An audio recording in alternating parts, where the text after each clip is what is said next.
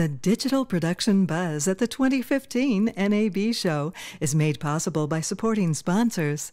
Shutterstock, a global marketplace for royalty-free images and videos.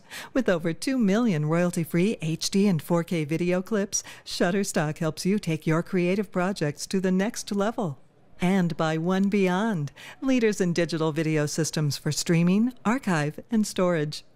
Additional sponsors include LarryJordan.com, helping media pros find work, improve their skills, and keep clients happy.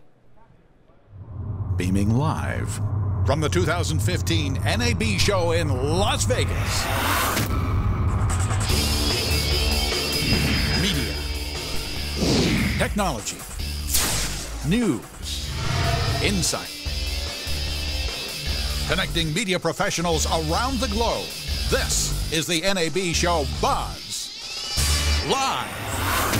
And welcome to the Digital Production BuZZ Live at the 2015 NAB Show in Las Vegas, Nevada. This is the 6th show that we're doing live from the trade show floor. I'm delighted to have you with us.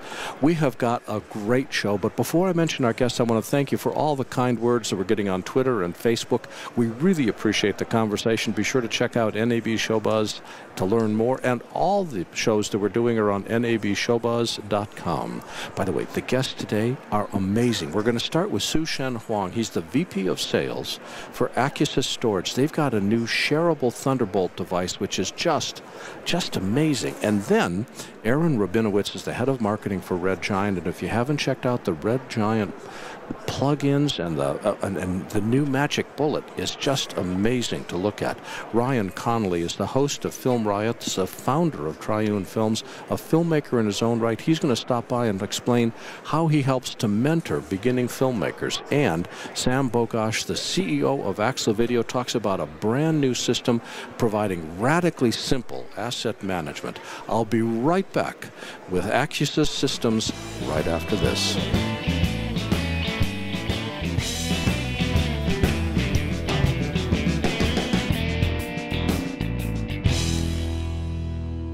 This is Larry Jordan. I'd like to introduce you to one of our sponsors, Shutterstock.com. They're a global marketplace for royalty-free images, videos, and music. Shutterstock helps you take your creative projects to the next level. Whether it's for your website, a publication, an ad, video, or any other type of project, you can choose from over 2 million royalty-free HD, even 4K stock video clips. These include time-lapses, aerials, green screens, and model-released video. Take 25% off your first purchase. Go to Shutterstock.com and use offer code NABBuzz15. That's NABBUZZ15. And if you're attending NAB in person, visit Shutterstock at booth C1727 in the Central Hall. It's all at Shutterstock.com.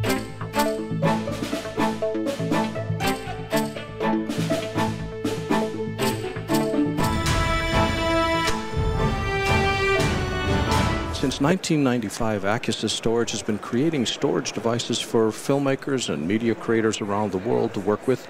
And Su-Syan Huang, I'm going to practice it till I get it right, is the VP of Sales at Accusys Storage. Su-Syan, thanks for joining us today. Thank you, Jordan. How would you describe Accusys Storage? Well, Accusys is created in 1995, and we've been devoting ODM business. So we are not branding our product. But we did a lot of product for like a company, Accelerate, like Active Storage, Emray. So we are really devoting ourselves into ODM business. But until about 3 or 4 years ago, we started to branding our product, which is a PCI SAN, and which is is a small group SAN system storage. Okay. But this year, we are thinking about Thunderbolt. Everybody is using Thunderbolt because of its speed, price, but people wish it to be shareable. So that's where we come up with the A16T2 share. Well, now that's what I wanted to talk about for just a minute. Are you running Thunderbolt into a switch, or are we simply taking Thunderbolt devices and converting it into like a PCIe protocol, or what's going on behind the scenes here? Since Thunderbolt, the technology is quite similar to the PCI technology. So we've been working for the PCI for 4 years. And it is a pure Thunderbolt connection from the host back to the storage with 4 ports in the storage. So it connects four Mac together and share the data. So what does the box look like? Is it a rack-mountable box? It's a rack mount, so 16 bay. There's 2 ways that we can connect Thunderbolt. We can connect it with copper, and we can connect it with fiber optic cable. If we're connecting with copper, how far can the users be from... 5 meters. 5 meters. So they all have to live inside the same machine room. That's right. But if we are using optical, it can go up to 60 meters. Now, does this have server software in it? Are we looking at file locking, or are they just simply all seeing the same volume at the same time? What does it look like from the user's point of view? It has 2 conditions. One is each user has his own volume. That is without any sense software. So you would partition the unit. That's correct. So with 4 users, I'd have 4 partitions. That's correct. And every user would have access to their own partition with read-write access. That's correct. Can we use it for shared storage? Of course. We've been now utilizing the XN software, which supplied by Apple. Okay, with so we can use Mac Mini as the run as a metadata server. Then we can have sense system, sense solution. So you're using server software on a Mac Mini? That's correct. But users are still plugged directly into the Accusys system? That's correct. Power Mac. And it works? It works. How fast is it? The RAID system itself can push up to 2,500 megabytes per second. So if you wait. 2,500 megabytes a second? That's correct. That's 2.5 gigabytes. That's pretty amazing. With what kind of gear inside it? Is that all solid-state drives? No, it's normal drive. How many drives do you have inside? 16. 16 drives? 16, 1/6. That's some serious speed. It is. Can mere mortals afford it, or do I need to take out another bank loan to buy this? I wish. What's the retail price? The retail price for now is fully loaded with 4 terabytes hard drive inside, so it'll give you 64 terabytes, which is $9,900. $9,900 for 64 terabytes of storage at up to 2.5 gigabytes of speed with shared Thunderbolt, 4 users. That's correct. And it works. It works. That is so cool. When does it ship? Well, we're still in the process of the certification by Apple and Intel. And our target date for that is July 1st. I know the Thunderbolt certification process is out of your control, and Intel and Apple look at the equipment really closely to make sure it works. That's right. So there's some wiggle room because you have no idea when they're going to bless it. Right. But but it's in certification now. It is. That is really neat. What other non-shared Thunderbolt products does Accusys have that media people should be aware of? Well, actually, this is the only Thunderbolt product we manufacture. No other Thunderbolt available yet. Not yet? Not yet. So how do people, because I have worked with Accusys gear in the past, what kind of connections do you have on other? PCI connection. So you would then have a PCIe card going into the hard to your computer? That's for the PCI same family, but for Thunderbolt, no. So this would be the first Thunderbolt device? It is. That is. And now, does it come in different, can I buy just the chassis and put my own drives in? And can I have different storage capacity, or? We only sell the bare bones system to our SI and distributor. If you buy direct from us, it's fully loaded with 4 terabytes hard drive inside. Now, who's making the drives, by the way?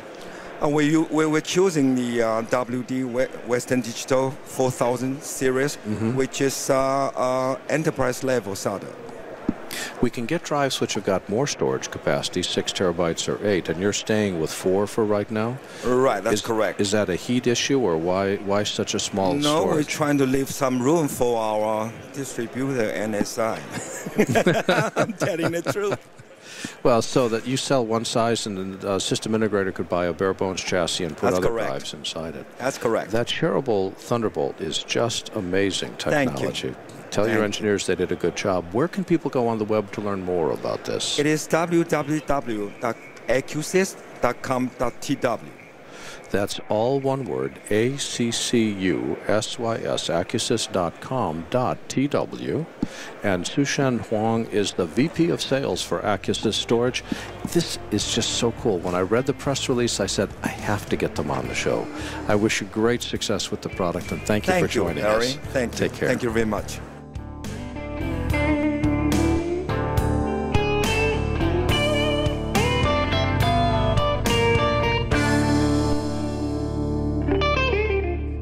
Beyond loaned us the video gear we're using to present the BuZZ at NAB. We're using 3 One Beyond StreamCam PTZs for our live cameras and the One Beyond Stream Machine Pro to switch, add titles, encode, stream live, even record the show for later posting. The Stream Machine is portable, the size of a briefcase with a convenient handle, built-in screen, and keyboard. It includes 4 HDSDI inputs, so it's easy to set up anywhere and begin broadcasting. This one unit replaces all the gear used in the traditional switcher, recorder, encoder configuration.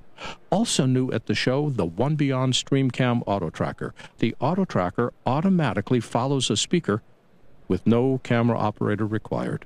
One Beyond has a new way to experience a multicam event online. The One Beyond U-Switch player lets the viewer switch between cameras in their browser, live, as they watch. See all of these at onebeyond.com.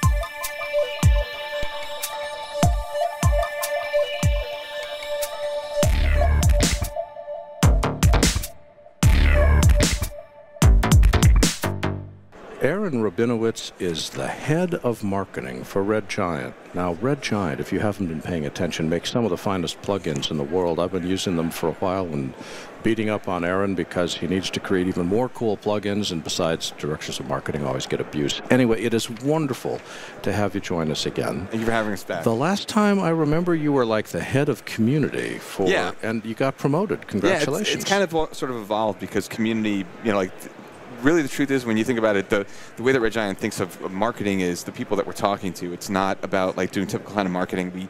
Our community is who we're trying to reach, and so it kind of just naturally fell that way in sort of everything that we do. So you're not just sending out postcards to households in America? No, it's really about reaching people in new and innovative ways, and we've the postcard thing, I should think about that though. I haven't really tried that. It's an older technology. Yes. It would probably be wildly successful for you. Yeah. Give me a description of the product lines that Red Giant has, because I'm always amazed at how many different products you've got. Yeah, I mean, so to start with, the basic is that we make software we make plugins especially, but software as a whole for filmmakers, visual effects artists, motion graphics artists, and editors, right? So we have different packages for all those groups. We have the Trapcode suite for motion graphics. We have the effects suite for visual effects. We have the keying suite for people who are doing keying and compositing. We've got, of course, our big one is Magic Bullet suite, which is every kind of look you could possibly want. It's looks, color correction. It's really just making your image quality so much better, everything looking beautiful. And then of course we have Red Giant Universe, which is one of our. Have you ever known a plug-in manufacturer say we make your images look terrible? I mean, on the other hand, it's Instagram, right? Isn't it like make it look old? Make it look old. In fact, that's a theme a little bit for things going on. So what's the cool news for NAB? So we released just about a month or so ago, we released the new Magic Bullet suite. And it's probably the thing that I'm most excited about. Having worked at Red Giant now for 7 years, I would say that this is the most significant thing we've done. Now, describe Magic Bullet, and then describe the upgrade. Right. So Magic Bullet Suite is a set of tools for filmmakers and editors that it's for color correction, finishing, and film looks. And we've got Magic Bullet looks, and there's... Oh, wait a minute. Color correction and finish. every single nonlinear editor on the planet's got color correction inside it. Why would we use Magic Bullet? Well, the thing about Magic Bullet is, and it's actually what attracted me to come work for Red Giant, was the stuff we make is made by filmmakers, people who actually use this stuff, people who actually are on the set or at the bays doing editing. And the approach that is taken through Magic Bullet is one that is intuitive for somebody who's an editor who wants to do color correction or finishing or film looks. And the idea is that, like, you know, you will try those other things that come in the host app, and we actually love that people try those things, because once they try it and feel intimidated or feel like it's not maybe enough or maybe it's too much, we make the product that is actually ready for filmmakers to just sit down with and understand it. It's intuitive. They work in the host app so that people don't have to learn anything new, and they just sit down, and it's a lot of fun to do. Can we still use things like scopes with Magic Bullet? Sure. I mean, Magic Bullet has its own scopes, but there's scopes in Premiere Pro that in the latest release you'll be able to use those.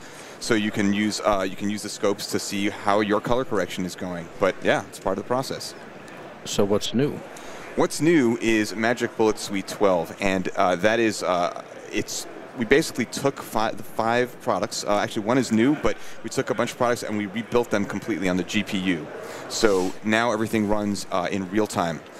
So Magic Bullet Looks and Colorista and Mojo and Cosmo. Cosmo for your skin. Mojo gives you that blockbuster film look. But the newest one we have is Magic Bullet Film, and that is something I'm really excited about, because Magic Bullet Film gives your footage the look of real motion picture film. It is designed. We did a shoot with old film, and we really created the process. We recreated it digitally of the photochemical process in film. So first you start off by adding a film negative, and then you do color correction in there, film grain and vignetting, and then you finally go to the film print. And I think that's something that a lot of people miss with these LUTs that they apply. LUTs are a way of adding color, but they don't give you control. But also, they're not part of the process. The real process of film is that you originally film on something, and then eventually, after the people do all their work, they print it to another medium, another kind of film strip, another kind of stock. So we have a ton of stocks to film on, and then to print on as well. That is so cool. And you know, the thing is film has got its own texture. That what you're doing is you're emulating that sense of texture of film within a video environment and taking some of the harshness and the edginess off the video. Yeah, it's been people seem to really love it. It's just one of those things that, you know, we're talking about ever making your film look bad, right? Well, the truth is, it's not that it looks bad, but there's a certain quality that older film has that digital just doesn't, and you want to sort of bring it back there. So have you got anything else that's new? Yeah, we have Red Giant Universe 1.4, which is really neat, by the way. I've been on Universe for a while, and just the sense of being able to access this stuff and experiment and try without risking having to spend money all the time. Right. So, you know, Red Giant Universe, there's a kind of no risk. You know, you start off, there's a trial, but it also includes a bunch of free stuff that will never be anything but free. But the truth is, once people try it, they're going to want to go to the premium stuff because it's so good. And it's, again, built by people who, we make these tools because we want them. I've been behind a bunch of them myself, and I work with Harry Frank, who's a motion designer, and we work with, editors and visual effects artists, and we make this stuff because we want to do it, and we're able to prototype it very quickly in Universe and then deliver it to people very quickly. And so when we started off last year, at this time, there were 50 plugins in Universe, right? There are now 89 plugins over the last... Are you serious? Yeah. Wow. And how many of those are free? So about half of them are free, and they will remain free forever. About half. And we're going to give Red Giant's website in a second, but how do people learn about Universe? So they go to redgiant.com/universe. They can just go and do the free download right away and sign up for it. Anything else you got that's new? Let's see, we've got Magic Bullets, we've got Universe. Yeah, I mean, you know, the thing is, for us, the other side of what Red Giant does is we make films. And we actually just released a film with the launch of Magic Bullet Suite. Patton Oswalt narrated that. He liked the cut we sent him that had scratch audio. And it was built around this new Magic Bullet film. The story was about about a guy who was just obsessed with the new things until he comes in contact with something that makes him decide that he likes old things. And that was kind of the theme for Magic Bullet Film, because it actually has a slider that takes you from a vintage film look to a more modern grade. And so he built this great story around it, and it was like you took the most ridiculous thing, the most ridiculous guy, and brought him to the other edge. And Patton Oswalt, you know, just loved it, and he said he wanted to narrate it. So we had it. It's a really great project to work on. That's wonderful. Where can people go on the web to learn more about what you guys do? Just head over to redgiant.com. That's all one word, Red Giant, REDGIANT, redgiant.com. And Aharon Rabinowitz is the head of marketing for Red Giant. You've got so many cool products. How can you manage to, you know, get to sleep at night? You're excited about working with all this stuff. I don't sleep, Larry. I don't. Aharon, thank you so much. Take care.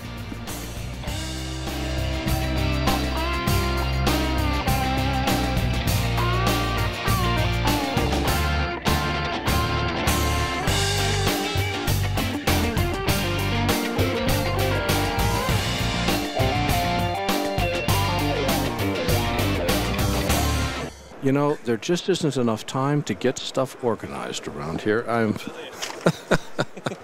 Ryan Connolly is a filmmaker. He's host of Film Riot, founder of Triune Films, brews coffee, slices bread, has a following on social media of 7.8 million people, and answers every person's email personally. It's just the work that you do in this industry is incredible, and if I'm exaggerating even a small bit, I'm sure it's completely unintentional. Welcome, by the way. Good to have you with us. Thank you.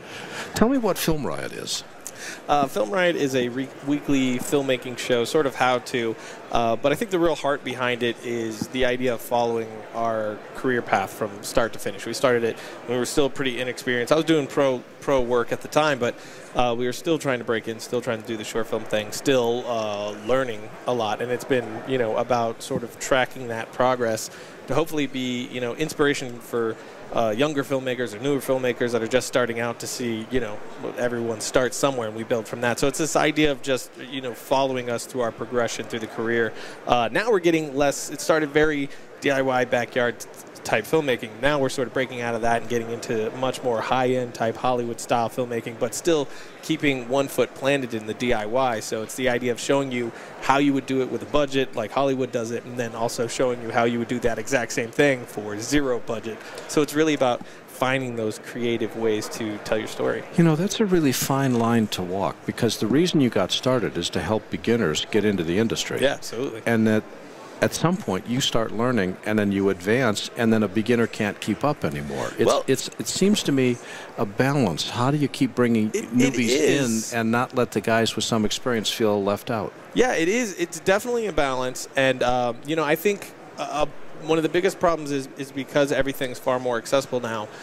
People see the higher end techniques as something that's unobtainable, and that's not true. You know, it's like when I was really young, there was a show on the Discovery Channel called Movie Magic, and this was like full on Hollywood. Independence Day was one of the ones, and this is what inspired me. And I watched their techniques, and I'm like, okay, how can I take that and use it right now? And that's really the, you know, the idea that we're sort of showing is that even now at the higher end level, you know, multi-million-dollar films some of my friends are making, they're essentially doing the exact same thing I'm doing. They just have some better gear, they have more people, but all the techniques that go into it, the idea behind telling your story, moving your camera, pacing, all this stuff is the exact same thing. Plus, we have all these DIY videos, and we're going to continue to do these DIY videos. We do 2 episodes a week, and we're always juggling between the higher end and, you know, the backyard. You know, we shot this in my house with zero money and just family and friends. We're always flipping between those. But the idea is to look at both of these things, because you need both of these things. The DIY shows you what you could do right this very second, and the higher end stuff is, you know, these are things that you need to learn once you get on set. So the idea is, even if you can't get your hands on a red camera and an HMI and this full crew right now, if your passion is film, at some point that's where you're going to be at. And you know, hopefully the show will help you once you step on set to know the lingo, to know the gear, and be able to just be off and running with it. Are you finding yourself spending more time training and bringing and mentoring, I guess is the best way to put it, or creating your own films?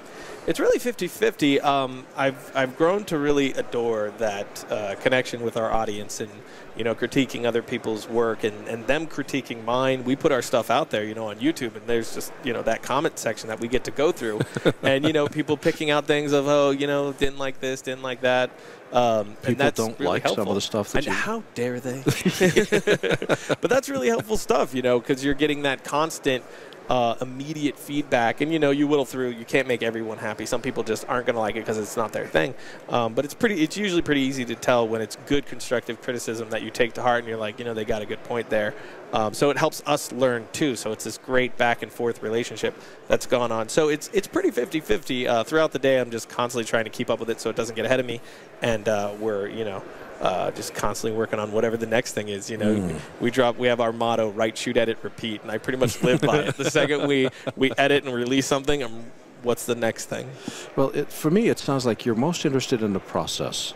I mean, delivering a finished good is one thing, but for you, it sounds more like the process of helping people understand how to start at the beginning and get to the end is as intriguing, if not more intriguing, than the actual completion of a film. It's absolutely as intriguing.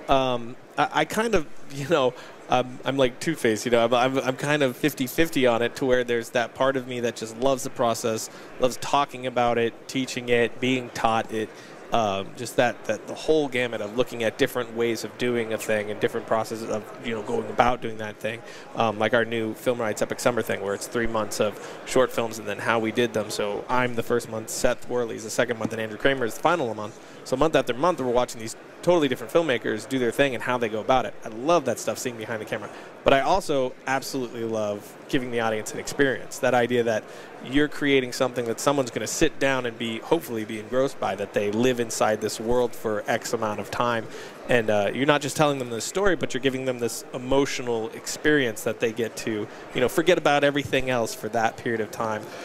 Well, I just realized I was having so much fun talking about filmmaking, I forgot to ask if you've got anything new that you want people to know about. Yeah, that Film Riot Epic Summer that I was just talking about is our latest project. We just started it this month. My new short film, UFO Yeah, came out, I think it was April 2nd. And the idea is it's 3 straight months. First month, all of April, is all UFO Yes. My film came out. It's a 5-minute short film, just sort of a fun one-off sort of thing. And then it's a full month of how we did all these things. So you're kind of talking about that more high-end. But this is like high-end mixed with DIY. So I got a DP for this one, and he's fantastic, does really high-end, incredible work. But he's also really practical. So we had like this, you know, $8,000 HMI, and he's putting it to the side and pulling this like, you know, Energizer lantern that I have out. We just turned the fan light on in the room for Phil, and then a DIY light bar that I built in my house for like $50. Meanwhile, we have $15,000 worth of lighting just sitting to the side. So, you know, that's something that I really love to do well, is to show that, yeah, even at the highest ends, they do some of the most practical things. You don't always need, you know, oftentimes you do, but you don't always need that. So it's a full month of how we did it, the VFX, everything, the directing, everything that went into it. And then we move into May, which starts Seth Worley's short film at the beginning, and then a whole month of how he did it, and then Andrew in June. And Ryan, for people that want to learn more about how you did it, what website can they go visit? They could do filmriot.com or youtube.com/filmriot. So that's all one word, Film Riot, F-I-L-M-R-I-O-T, filmriot.com. Ryan Connolly is the host and filmmaker of Film Riot. Ryan, a delight. Thanks for joining us. Thanks a lot.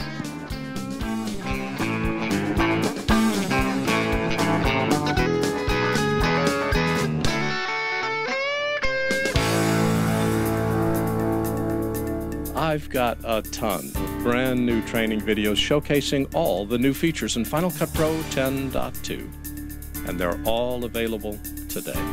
In fact, we've updated our entire Final Cut training for this release. We added more than 70 new movies covering every major and minor new feature in the software.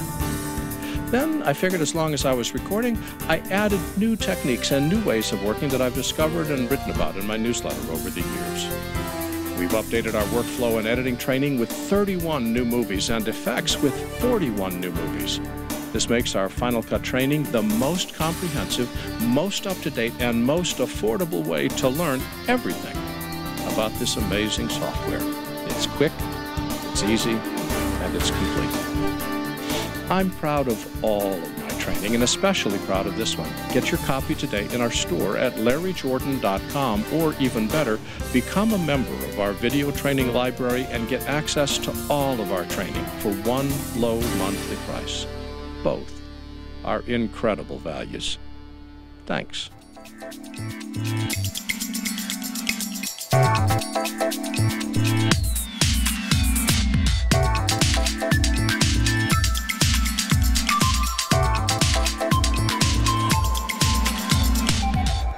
Axel Video is a 3-year-old Boston company that's dedicated to the proposition that managing media should not be difficult.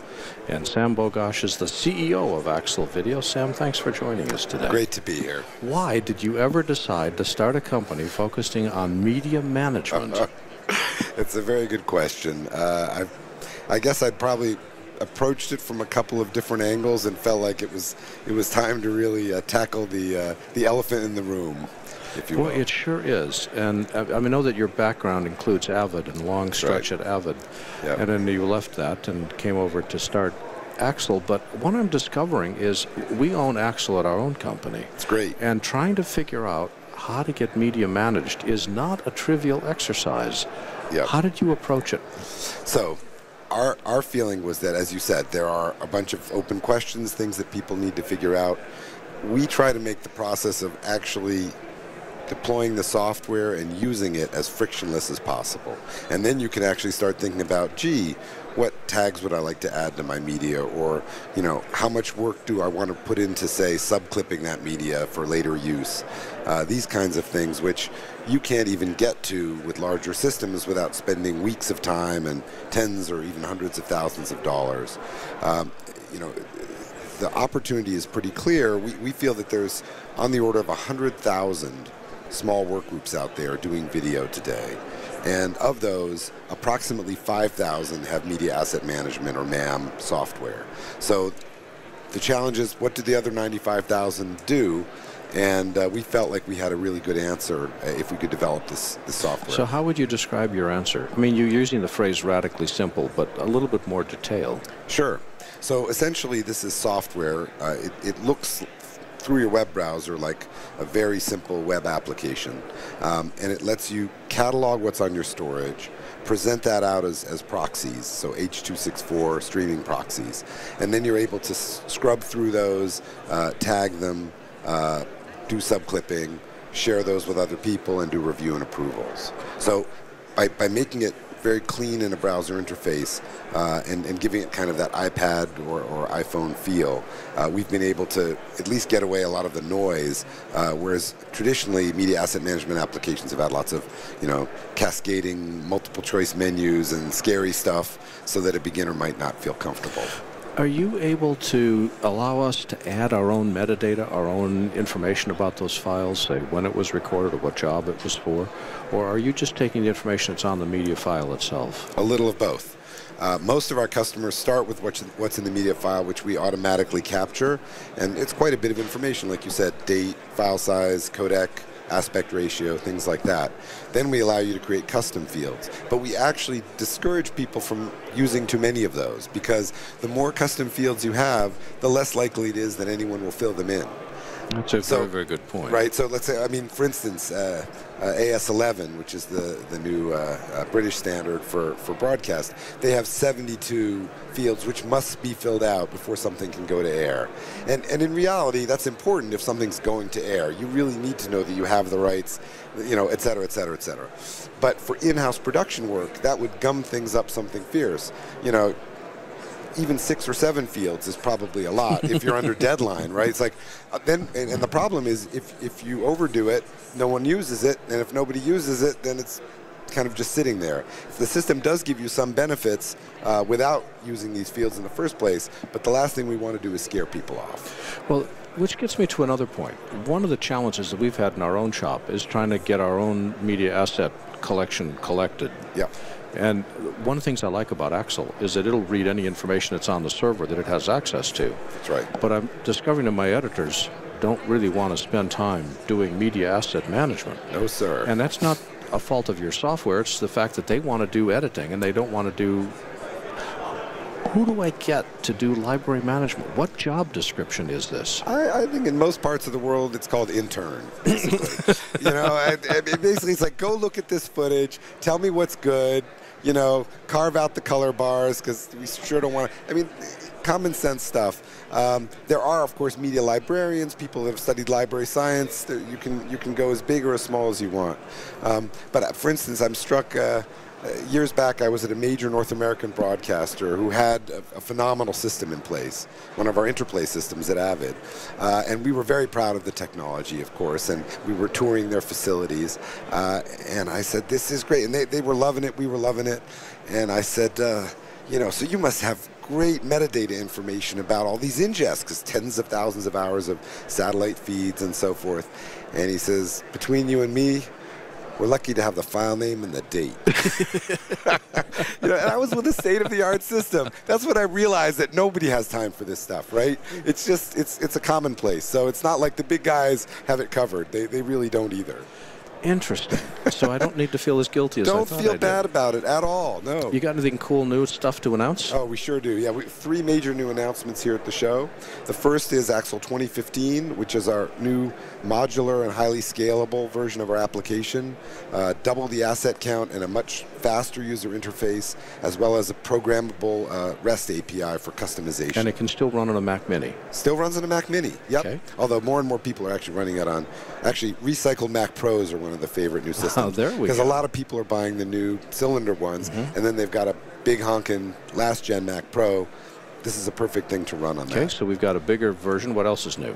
Axel Edit, which is our new iPad application. It's for iPad and iPhone, and it basically... And Axel Edit. Yes, so it basically connects to Axel on the server. Hold it here. It connects to Axel on the server and allows you to scrub through media, you know, drag things into the timeline. So basically you can drag clips into your timeline, you can trim, you can do audio controls, everything you would expect in a full-fledged editor, but it's on your iPhone 6 or iPad. Wow. And what's cool is it's using low-resolution previews from Axel, and then it renders, when it renders, on the server in high-res. So it's a true client-server editing system, and it costs under $2,000 for 5 seats. And the third thing? And the third thing is that we just announced that we've acquired from Boris FX a set of libraries for transforming edit formats. So you can go to and from AAF for Avid, you know, After Effects sequences, Premiere Pro, and Final Cut. So it's a really cool tool set, and we're going to be very excited to see how we can integrate that into our products. And what website can people go to learn more? AxelVideo.com. That's AXLEVIDEO.com. Axel Video, all one word, AxelVideo.com. And Sam Bogoch is the CEO and co-founder of Axel Video. Sam, thanks for joining us. Thanks so much.